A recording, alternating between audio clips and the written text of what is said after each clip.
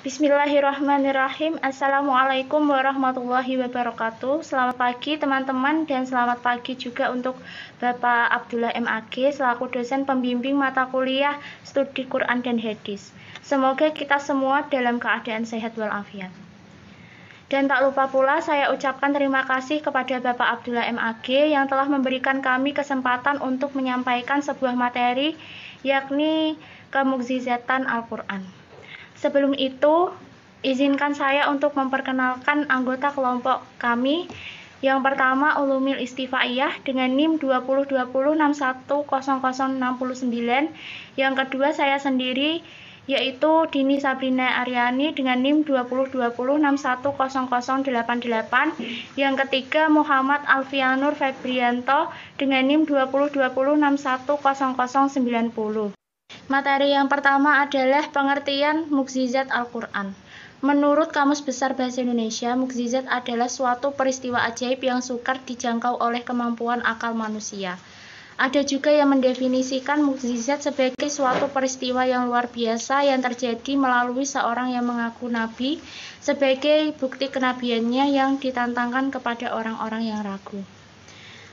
Di sini sebagai pemateri, kami menyimpulkan bahwa mukjizat adalah suatu peristiwa luar biasa yang terjadi melalui seseorang yang mengaku beliau adalah seorang nabi sebagai bukti kenabiannya yang ditantangkan kepada seseorang yang ragu untuk melakukan hal serupa, namun mereka tidak bisa melakukan hal tersebut.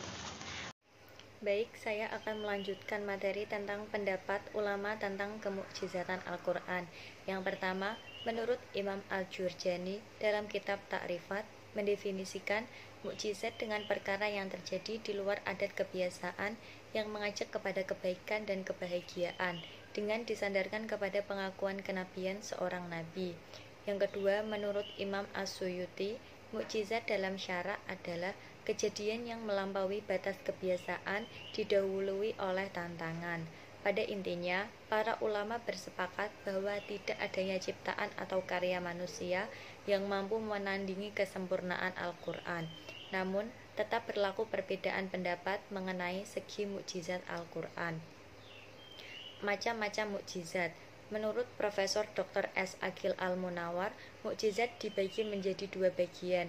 Yang pertama, mukjizat hissi, ialah yang dapat dilihat oleh mata, dicium oleh hidung, diraba oleh tangan, dirasa oleh lidah.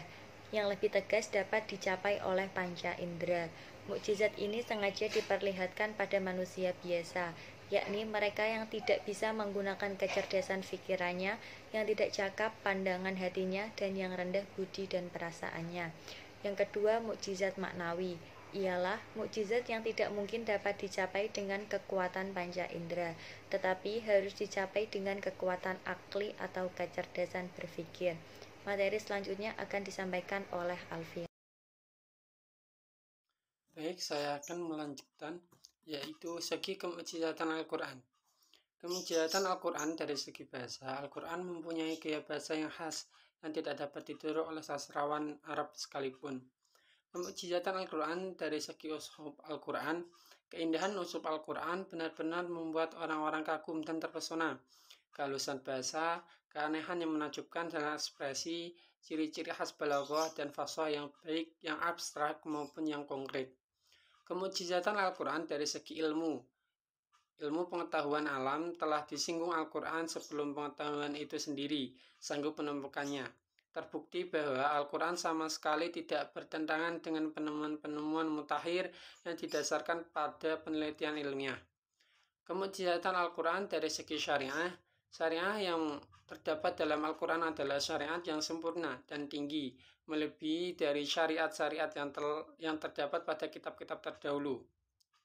Kemukjizatan Al-Quran dari segi gaib. Al-Quran mempunyai banyak informasi gaib yang membuktikan kepada para penantang Al-Quran bahwa Al-Quran mempunyai informasi masa lalu, umat-umat terdahulu, dan prediksi-prediksi peristiwa yang akan terjadi di masa depan. Sekian presentasi kami. Wassalamualaikum warahmatullahi wabarakatuh.